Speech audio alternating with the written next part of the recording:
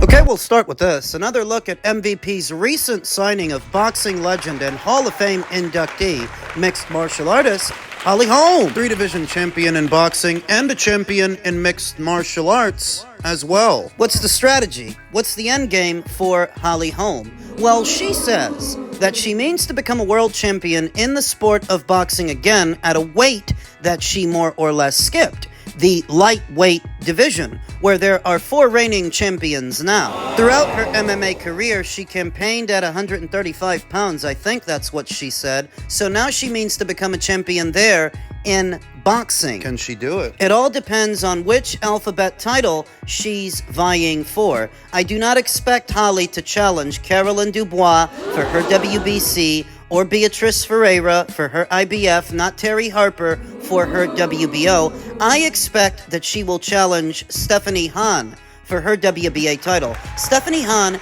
that has a stay busy fight coming up, a defense of the title. And so does Holly. She's got the fight with Yolanda Ochoa, her first boxing match in over 12 years. Compared to Holly, Yolanda is very much a novice. 10-0, a 10-fight novice compared to Holly Holm that's been keeping busy with mostly pedestrian-level competition, journeywomen and girls with upside-down records. Yolanda's a big girl, but nowhere near as experienced as Holly Holm, who's making her return to boxing in a 10-rounder. The championship distance for a women's boxing match, that gives me the impression that Holly doesn't want to waste any time. She could have came back in a 6-rounder, an 8-rounder. She's coming back in a 10-rounder. At 43 years old, she doesn't have time to waste. What I remember of Holly Holm in action when she was boxing, she was a textbook boxer, a pure boxer, a mover, a jabber, a southpaw, a veteran of 38 professional bouts. Long, limber, and light on her feet,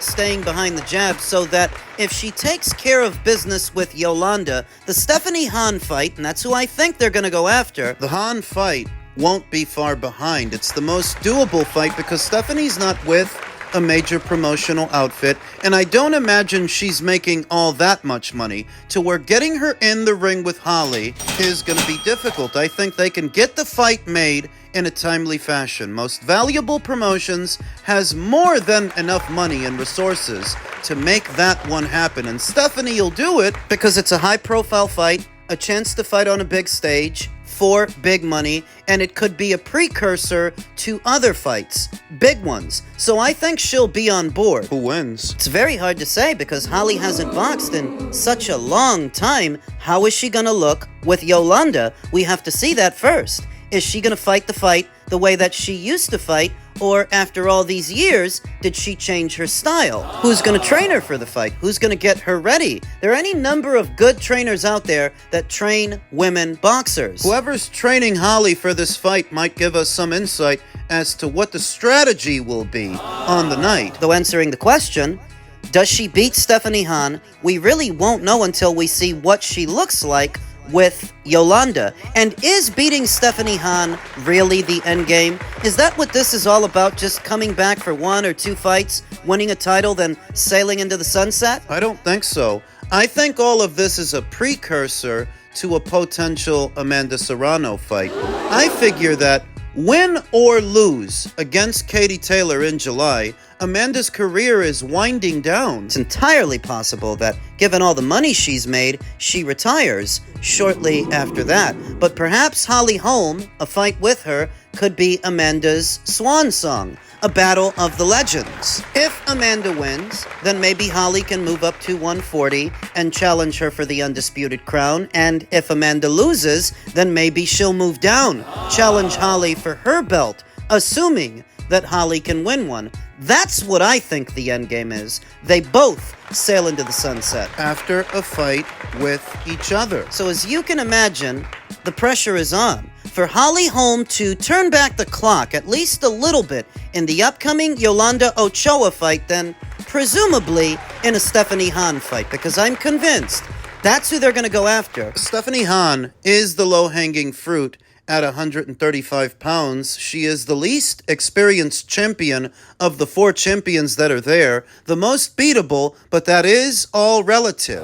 That's compared to Caroline Dubois, compared to Beatrice Ferreira. Terry Harper, that doesn't mean that Stephanie isn't a good fighter. She's a good fighter in her own right, but still somewhat green around the gills, very much greener than Holly Holm, and that's who I expect Holly to go after, to set the stage for an Amanda Serrano fight. That's what I think the end game is. Over to the men's super bantamweight division, where Naoya Inoue, the undisputed champion, was asked about the potentiality of a Bam Rodriguez fight. He said, "I think he's a good fighter. I'm pushing myself a little bit to fight at junior featherweight, but I don't think my frame is that different from his. I think a fight isn't impossible at all. It all depends on the timing, and I'm not waiting for Rodriguez to move up." They're 2 divisions apart from each other right now. No. Bam is at 115, where Inoue is at 122. Bam is a 2-weight world champion. Inoue is a 4-weight world champion, whose name is attached to so many fights at or around these weights. A Bam Rodriguez fight, a Junto Nakatani fight, a move upstairs to feather for maybe Nick Ball or Rafael Espinoza or whoever else is up there. They all want a piece of the monster, but only a few will get it. They're lining up, but I don't view Bam Rodriguez versus Naoya Inoue as a realistic fight. Bam is in the process of unifying the super flyweight division, and I think he means to see that through, that by the time he decides to move up to 118, subsequently 122, who knows what the landscape is going to look like, and whether or not Inoue will still be there. Junto Nakatani fight seems a bit closer to me than a Bam Rodriguez fight. Junto is at 118 pounds. Inoue is 1 division north at 122. They already made a verbal agreement to face each other publicly. Just the other day, Inoue was mincing words with Junto's trainer, Rudy Hernandez. It didn't take long for Naoya Inoue to respond to recent comments made by Junto Nakatani's team. Rudy Hernandez, Nakatani's head trainer, told Ring Magazine that they want to face Inoue before he starts to decline and uses his age as an excuse. The monster, however, did not take long to respond to those remarks. Inoue posted on X saying that he'll still be at his peak next year, adding that nobody is slowing down. Responding to that, Rudy said, "I was referring to the media, fans, others. I would never think Inoue makes excuses. Honestly, I would rather the fight be sooner than later. You are my number 1 pound-for-pound fighter in the world. I want Junto to one day take your place. If we have to beat you, then that's our job. It's not personal." Inoue is coming off of an 8th-round stoppage win over Ramon Cardenas, which saw the undisputed super bantamweight champion hit the canvas for the 2nd time in his career. That knockdown sparked discussion among fans and boxers following the performance. Inoue and Nakatani are targeting a super fight in May of 2026 at the Tokyo Dome. Both are in the Ring Magazine's pound-for-pound rankings, with Inoue at number 2 and Nakatani at number 7. A bout between the two is shaping up to be the biggest fight in Japanese boxing history, which is often undermined in the West. They think that stardom, glitz, and glamour waits for Inoue here in America, when in reality, the biggest fight of his career is in the land of the rising sun. It's in Japan, where he's from. Forget about Bam, and forget about Rafael Espinoza. Forget about Nick Ball and all those guys at featherweight. None of those fights compare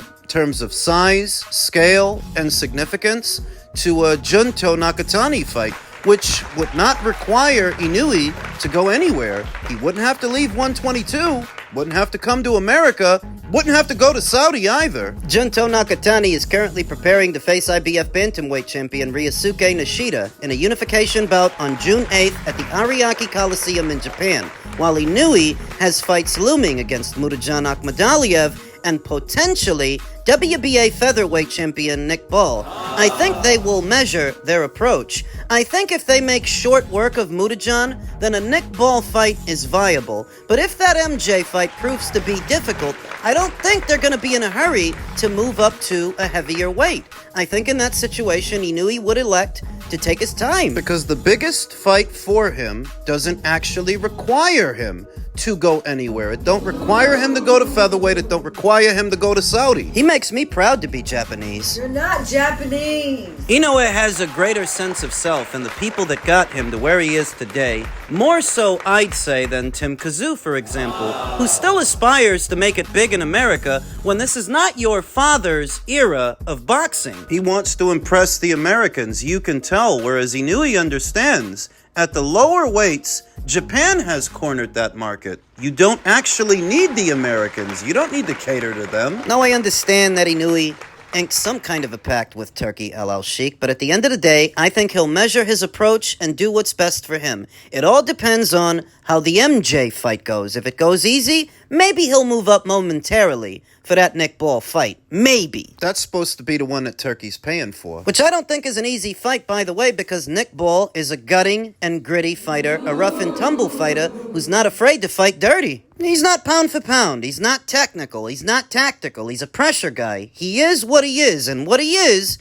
a naturally bigger man than Naoya Inoue, who would be at his fifth weight. I think Inoue will measure his approach because after becoming a 4-weight champion, a champion in 4 divisions and undisputed in 2, if there are still people out there putting you down, those are people you're never going to satisfy. Those aren't people waiting to be impressed. No. Those are people that are waiting for you to lose so that they can be vindicated for all the times they tore you down. What they're saying is not in good faith. Thus, why waste your time on them? You've got your adoring public in Japan that has gotten you to where you are, that you don't need to worry about the critics in the West. I feel that the end game for Inoue is the Junto-Nakatani fight. That's the bottom line. Not all these other guys. Those are just side quests. Over to the land of the giants, the men's heavyweight division, where a now pain-free windmill, Deontay Wilder, is looking to return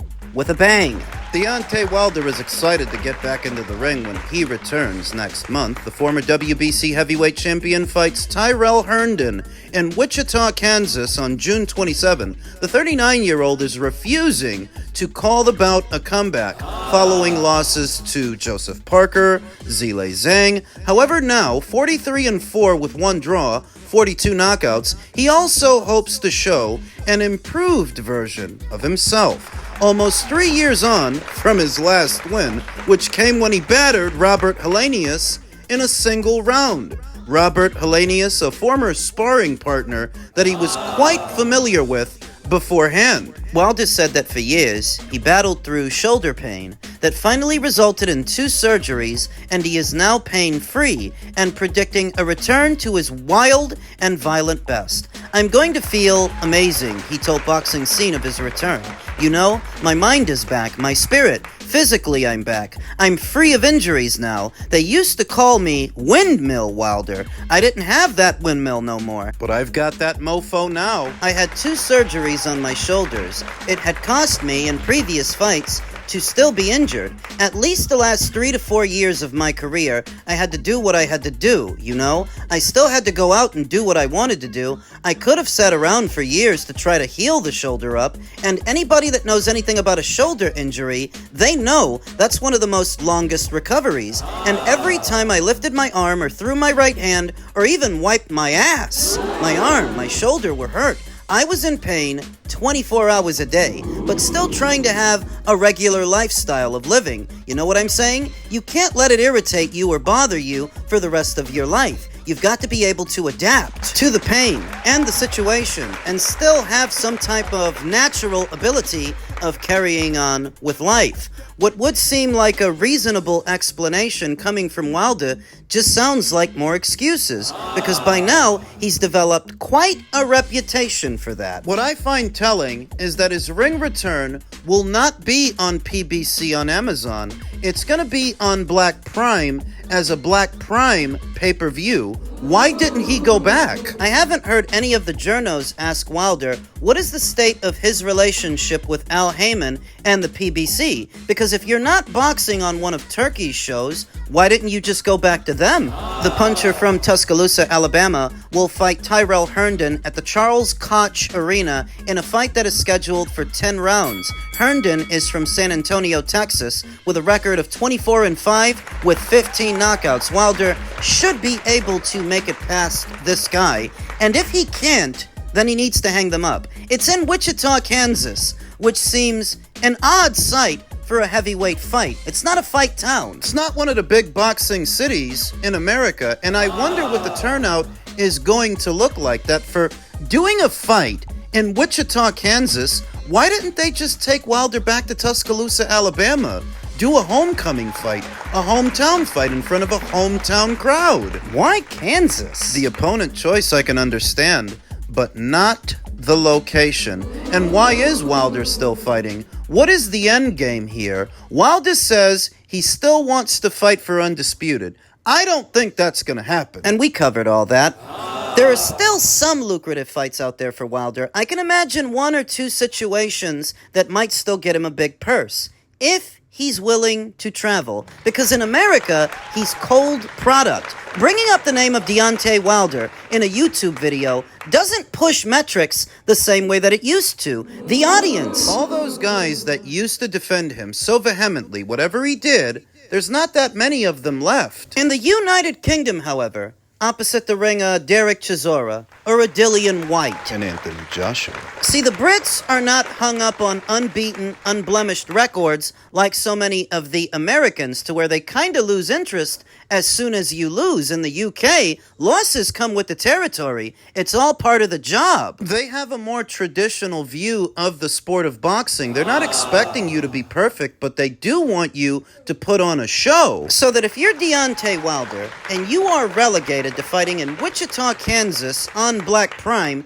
it's clear that the Americans are not behind you anymore. So you may as well pack your bags, get your passport out, and travel. Because if the Americans were behind you and they wanted to see you, well, you'd be fighting in Vegas. Or at the Barclays Center, like you used to so many times in the past. And what about Madison Square Garden? That if the American audience were still interested in Wilder, he would not be fighting in Kansas. It's not being a wide-eyed optimist, but if he makes it past Tyrell Herndon, and I think he's going to, there's still money out there for Wilder. It's just outside of America. Might get a warmer reception in the UK than what he's getting now here.